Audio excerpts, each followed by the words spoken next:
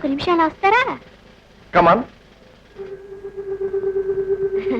Sir, ఇందాక మీరు హాస్పిటల్కి వెళ్దాం అన్నారు కదండి, పదండి. నువ్వేదో ఊరెళ్ళావుగా. ఊరా దాన్ని ఉందండి, ఎప్పుడైనా వెళ్ళొచ్చు. హాస్పిటల్ ముఖ్యం కదండి, ముందు ఆ పని చూద్దాం. పదండి పదండి. ఇది కొడతా మళ్ళీ. అబ్బే తోక ఆడించండి, మీరు కత్తిరిచ్చిస్తారు, నాకు తెలుసు. 104. ఈ అమ్మాయికి నేను జామీన్ ఇస్తున్నాను. అవసరమైతే పోలీస్ స్టేషన్ హాజరుపరుస్తానని ఇన్స్పెక్టర్ గారితో చెప్పు. వస్తాను సార్. ఓకే, వెళ్దామండి. ఇలాగా చీర కట్టుకురా. చీర ఉంది కానీ కట్టడం మనకు రాదు. దింపు దింపు, నేను కడతాగా. పద. ఓకే.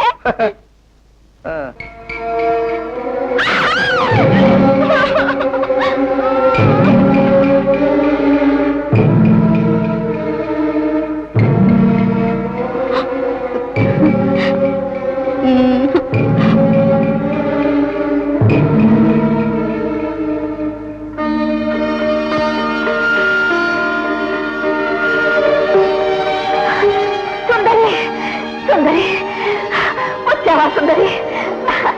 ఊరి నుంచి ఎప్పుడు వచ్చా? ఇవాళ వచ్చాను. అబ్బాయ్యా, నాకింకేం భయం లేదు. నా భర్తను కాపాడగలవు. నేనెలా కాపాడగలను?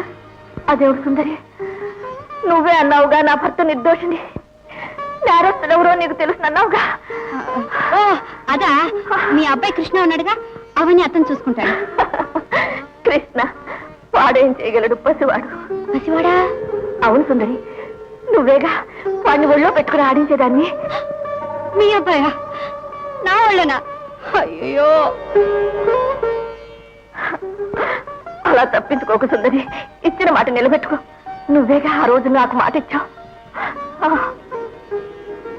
మర్చిపోయావా సుందరి?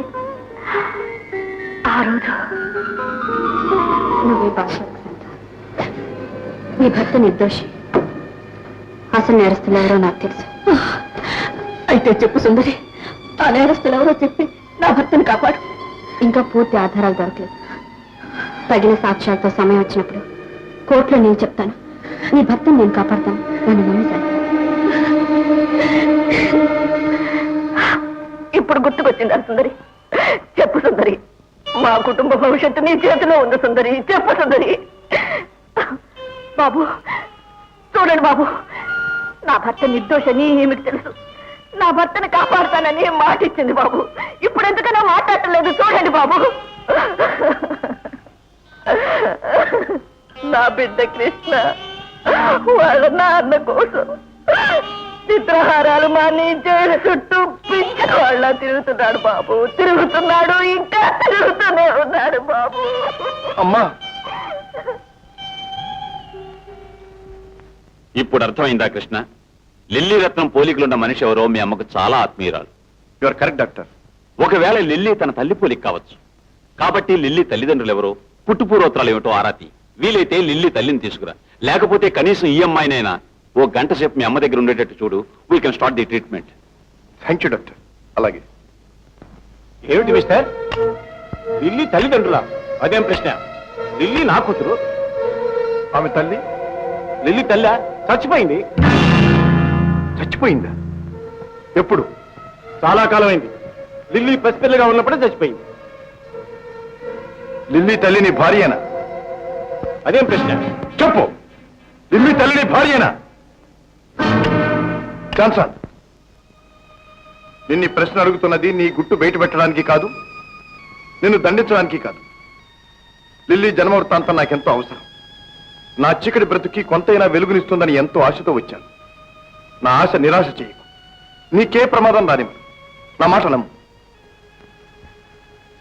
బాబు, లిల్లీని కన్న బిడ్డలా పెంచాను. అది నేనే తన తండ్రిని అనుకుంటున్నది.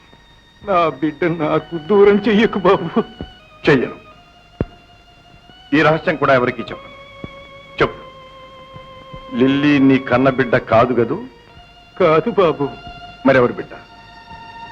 20 ఏళ్ల క్రితం నేను దొంగతనాలు, దోపిడీలు చేసి బ్రతికేవాడిని. అప్పట్లో నాకు ఒక స్నేహితుడు జగ్గు అనేవాడు ఉండేవాడు. ఒకనాడు రాత్రి వాడొక పసిబిడ్డను తీసుకొచ్చి నాకు ఇచ్చాడు. Johnson, Johnson! ఏం జగ్గు? తీసుకో. ఎవరి బిడ్డ? ఇది ఒక గొప్పింటి బిడ్డ. కొన్ని కారణాల వల్ల దీని అమ్మని చంపాల్సి వచ్చింది, చంపాను. ఈ బిడ్డ ఎప్పటికైనా ఉపయోగపడుతుంది. నీ దగ్గర నుంచి తర్వాత తీసుకెళ్తాం. ఇది ఎవరి బిడ్డ? ఇవన్నీ చెప్పడానికి టైం లేదు. పోలీసులు వెంటాడుతున్నారు. పారిపోతే తప్ప ప్రాణాలు దక్కు. వస్తాను.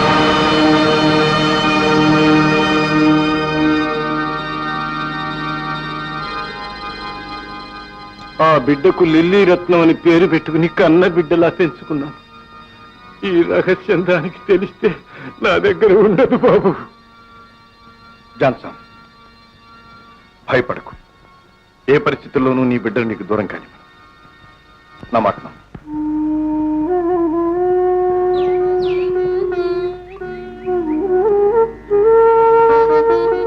చూడు కృష్ణ, లిల్లీ ఇలా కొన్నాళ్ళు వస్తే మీ అమ్మకి నయం కావచ్చు. Thank you doctor.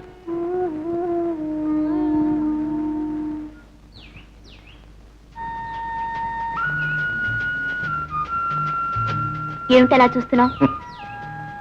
నీ రాతకు నా రాతకు ఉన్న పోలికి ఆశ్చర్యపడుతున్నాను. అంటే అంటే ఈ ప్రపంచంలో అభాగ్యులే ఒకరికొకరు ఆత్మీయులు. నీ రుణం ఎలా తీర్చుకోవాలో నాకు అర్థం కావటం. అదేం లేదు. నా వల్ల మీ అమ్మగారికి మేలు జరుగుతుందంటే నాకెంతో తృప్తిగా ఉంది.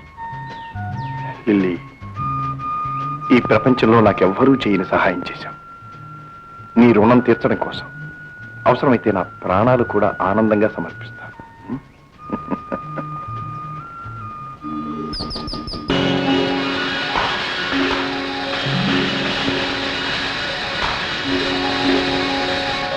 లిల్లీ, లిల్లీ, ఏమిటి పరధ్యానంలో పడ్డావు? అబ్బే ఏం లేదు. కాదులే, ఏదో ఉంది. నీ ముఖం చూస్తేనే తెలుస్తుంది. ఏమిటమ్మా తెలుస్తుంది? ఏం తెలుస్తుందా? ఏదో ప్రేమలో పడ్డావు, ఎవరికో మనసు ఇచ్చేసావు, అవునా? అదేం లేదు. నాకు తెలుసులేవే. ఈ జబ్బు ఒకప్పుడు నాకు వచ్చింది. నీకు వచ్చిందా? అప్పుడు నీకు ఎలా ఉండేది? ఆకలి వేసేది కాదు. నాకు అంతే. నిద్ర పట్టేది కాదు. నాకు అంతేనే. దప్పిక ఉండేది కాదు. నాకు అంతే. బెల్లం చేదుగా ఉండేది. నాకు అంతేనే. దీనికి ఒకటే మందు. ఏంటి ఆ మందు? ప్రేమించిన వాడు కౌగిలించుకోవడమే.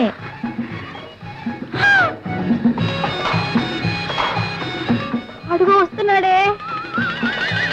లిల్లీ, లిల్లీ, లిల్లీ, ఏమొచ్చింది? ఏమిటోనండి, ఉన్నట్టుండి పడిపోయింది. ఇదంతా వచ్చి నాటకం.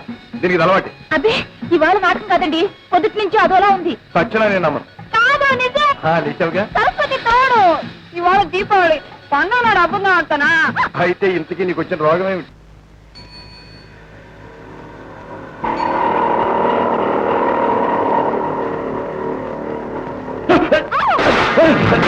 ఎవడా నువ్వు? రోడ్డు మీద కళ్ళు ముట్టుకుంటూ ఉడతలు పట్టే నాయలా. ఎవరితో నువ్వు?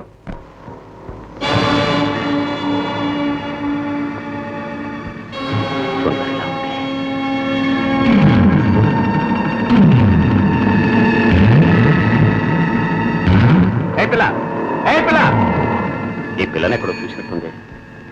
అర్థం సుందరి పోలికలు కనిపిస్తున్నాయి. ఒకవేళ సుందరి కూతురు కాదు కదా.